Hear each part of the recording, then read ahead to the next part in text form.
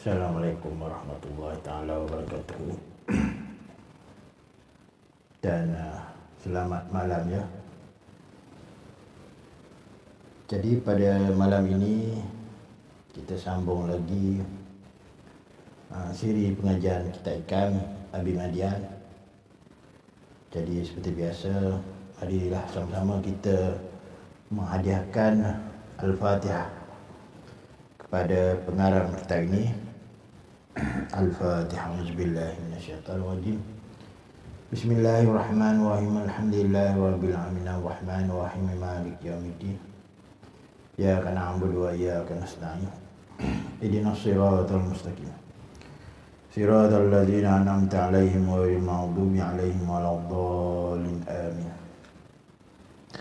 Wahai salib, apabila anda sudah memahaminya bersungguh-sungguh dalam usaha menghasilkan ilmu agar anda dapat bermuamalah, yakni beramal dengan ilmu itu demi al-haq subhanahu wa ta'ala.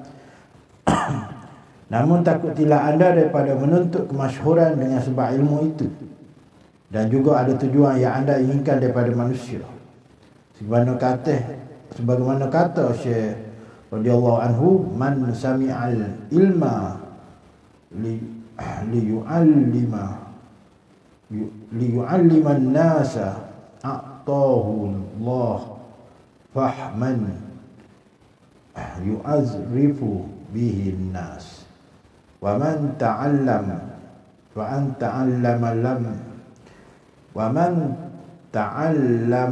ilma liyu'amila bihi al-haqqa a'tahu Allah fahman ya'rifu bihil haqq. Sesiapa yang mendengar ilmu supaya dia dapat mengajar manusia, Allah Ta'ala akan menyiapkan kepadanya kepahaman yang dengannya dapat diketahui oleh manusia. Siapa yang belajar ilmu supaya dia dapat mengerjakan ibadah kepada Allah Ta'ala, Ta'ala akan menyiapkan kepadanya kepahaman yang dengannya dia mengenal al-haq subhanahu wa ta'ala. Ini kerana balasan itu adalah menurut jenis amal, seperti mana yang anda lakukan. Maknanya Ta'ala mengikut sangkaan hambanya, maka seperti itulah balasannya terhadap apa yang anda lakukan. Sebab itu apabila anda mempelajari ilmu, sedang anda mempunyai kosok ni niatlah ataupun tujuan untuk mengajar manusia, maka cita-cita itu adalah setinggi-tinggi pencapaian. Sebab dia kena faham dulu benda tu, baru dia boleh cerita kau ya. Sedang anda belum tetap teguh bersama dengan maulamu, anda akan dibalas oleh Allah Ta'ala menurut jenis amal yang anda lakukan. Bahkan anda akan diberikan kepahaman yang dengannya dapat diketahui oleh manusia, kerana ia adalah sehabis-habis dan sehingga-hingga yang anda miliki dan ingini. Jika anda mempelajari ilmu kerana anda ingin beramalah dengan al-haq subhanahu wa ta'ala, maka ketika itu al-haq subhanahu wa ta'ala akan beramalah dengan anda dengan kasih sayangnya, lalu dikurniakan kepada anda kefahaman sebagai anugerah kurniaannya yang dapat anda bermuamalah dengan kefahaman tersebut sehingga menyampaikan anda kepada hadratnya. Oleh itu, wahai saudaraku, lazimkanlah anda sentiasa mempunyai himmah yang tinggi. Himmah ni cita-cita lah, dan kemahuan yang keras. Takutilah anda daripada mempunyai cita-cita yang rendah.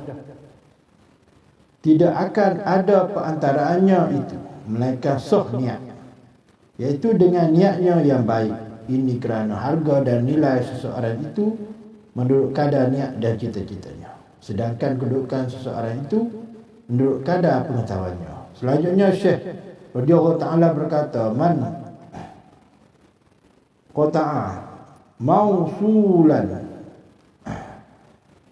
bi rabbih quti'a bihi wa man istaghala masyghulan biqurbihi adrakahul maqtu fihi fil waqti ya nafsun hadhihi mau'izatun laka inni ta'ati.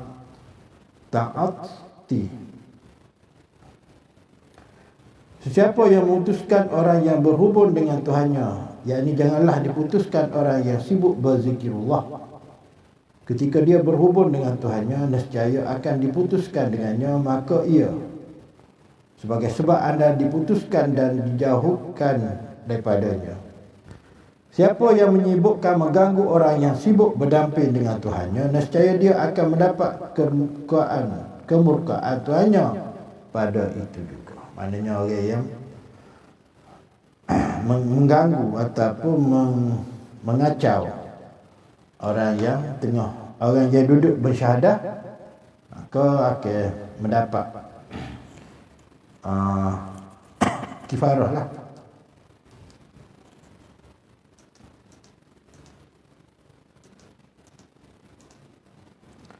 Inilah pengajaran untukmu jika engkau mahu menerima pengajaran.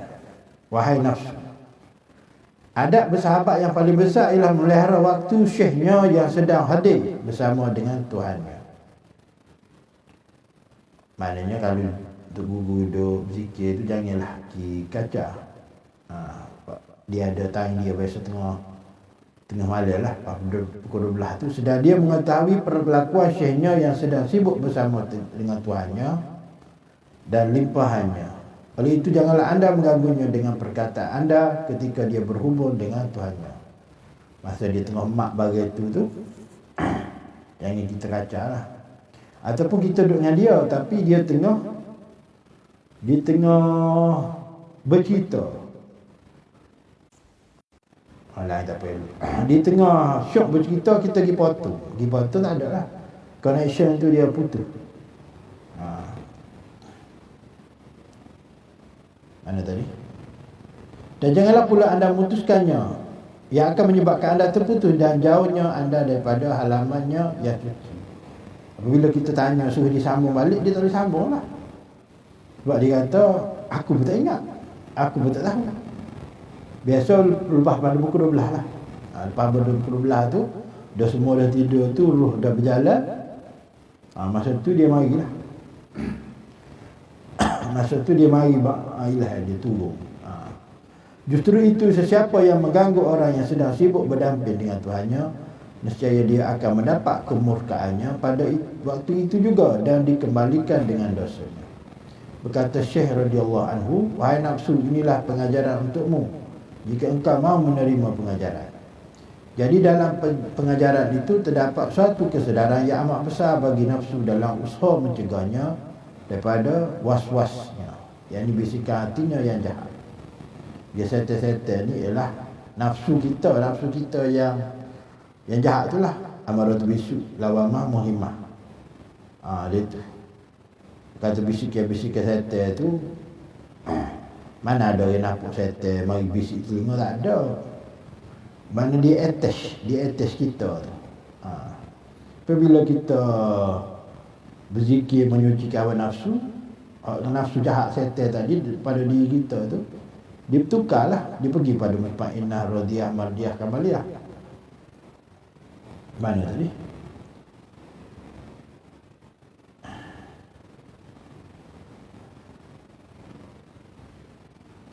Jadi dalam pengajaran itu terdapat suatu kesedaran yang amat besar bagi nafsu dalam usaha mencegahnya daripada was-wasnya, bisikan hatinya yang jahat, yang mengganggu hatinya dengan perkara yang tidak membawa apa-apa faedah kepadanya. Biasanya dalam solat lah, jadi benda yang hilang pun kita jadi ingat. Pasal dia kaca masa tu. Sebagai natijahnya dia perlu kepada nafsu. Nafsu ni tak boleh bunuh, cuma kita boleh tepa dia. Dia macam batu, kita tepa-tepa jadi pada perak, emas, boleh pada gasar, ataupun kita panggil tosok lah dah. Perak, emas, hitam belia. Dia kau naik martabat dia tu, makom dia.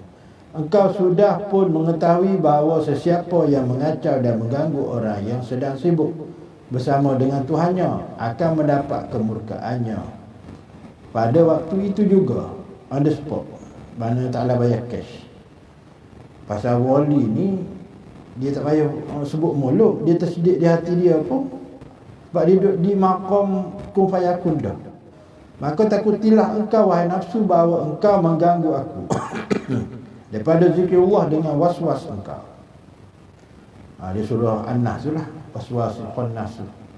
Bisikir bahawa engkau mengganggu aku daripada zikrullah dengan waswas engkau, sebab itu engkau mendapat kemurkaan daripada Tuhan engkau pada waktu itu juga. Jadi inilah pengajaran yang amat besar untukmu jika engkau mahu memahaminya.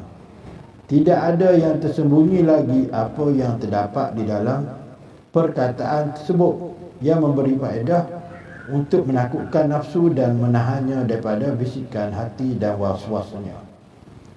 Jadi apabila si salib mendengarnya, akan mendapat manfaat yang amat besar, yang akan menghasilkan penolakan yang sempurna bagi dirinya serta tegahan yang menakutkan. Wahai si salib yang berpenyakit, orang baru berjalan ni dia adalah penyakit dia tu. Dia macam orang baru masuk hutan, tebah hutan, jadi macam-macam jumpa lah binatang-binatang tu. Ular lah, kalau jeking lah, katak gemuk lah, macam-macam jumpa, lipel lah. Lazimkanlah diri anda sentiasa mendengar perkataan ini yang banyak mengajak anda beradab dengan adab-adabnya, dan angkatkanlah hati anda agar sentiasa menghadap kepada Tuhanmu. Bahkan jangan anda berasa tenang diam kepada yang lain selain dia saja. Mudah-mudahan hatimu itu akan sembuh daripada penyakitnya, penyakit hati lah. Wujud riak, takabur, sema'ah. Sema'ah tu mengada-ngada lah. Sebagaimana kata Syekh radhiyallahu anhu, man sakana ila ghairillahi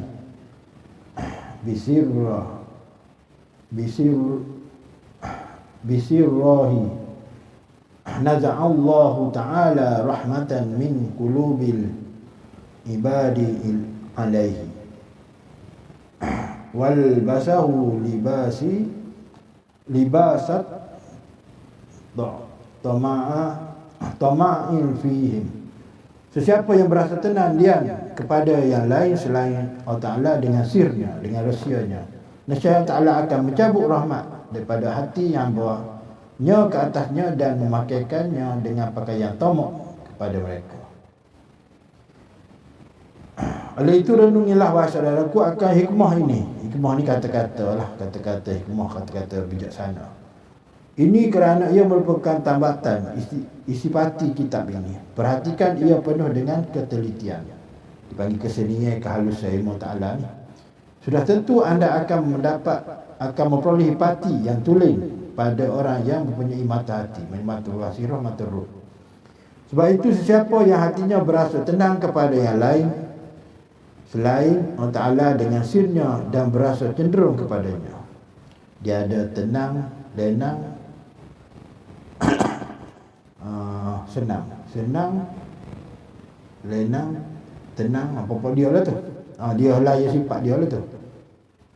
Apalagi suka berpaut dan kembali kepadanya ketika mengalami kesusahan, maka balasannya ialah diharamkan orang sedemikian dengan mencabut rahmat daripada hatinya dan dipakaikannya dengan pakaian tamak.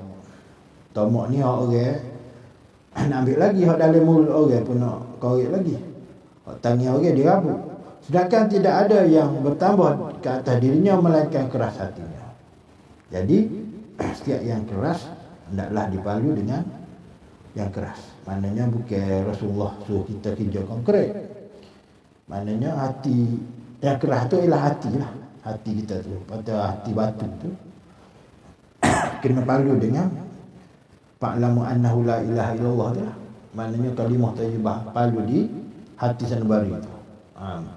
Mudah-mudahan dia lembut lah. Dia pecah lapisan luar tu, dia lembut tak apalah, baru dia terbuka hijab. Ketahuilah bahawa aghyar yang pertama sekali ialah dirimu itu, hijab terhadap diri sendiri, ikhtiar dan tabirmu. Hijab diri sendiri maksudnya kita buat baik tapi kita kata aku ni aku. Padahal kita tengok dalam surah Ikhlas tu tak ada sepotong ayat pun ia menyebutkan perkataan ikhlas, maknanya ikhlas tu sendiri ialah Allah Ta'ala, dia yang mengajarkan. La fa'ilu illa Allah. Apabila anda kembali dalam satu pekerjaan yang menjadikan anda berasa duka cita dan sedih, nescaya anda akan jatuh tersungkur dalam laranganmu, Irman. Dan anda akan dipakaikan dengan pakaian tamak terhadapnya. Sedangkan tidak ada yang bertambah yang sedemikian, melainkan dibiarkan saja tanpa sebarang pertolongan dan taufik menurut keadaan Allah Ta'ala itu sendiri. Maknanya kita jaga taufik. Kalau taufik tak jaga, macam mana hidayah tu nak mari? Taufik tu berzikir lah, Allah tu. Sungguhnya Allah Ta'ala sentiasa melihat hati hamba-hambanya. Maknanya Allah Ta'ala kata, betul kamu ni cinta dan kasih kepada aku, sedangkan dalam hatimu ada benda lain, ada selain pada aku. Maknanya ada selain pada dia tak silap. Jadi dia nak ambil balik barang dia tu, amanah dia letak pada hati manusia tu. Jadi kena jagalah amanah tu. Dikatakan seorang bayi itu ibarat seperti kain putih. Yang nak cinta diri tu, yang suci hening jenis bening tu. Jadi ibu bapa lah yang mencorakkan anak tu, kain tu dengan Majusi, Nasrani, Yahudi. Jadi dia tak si kotor.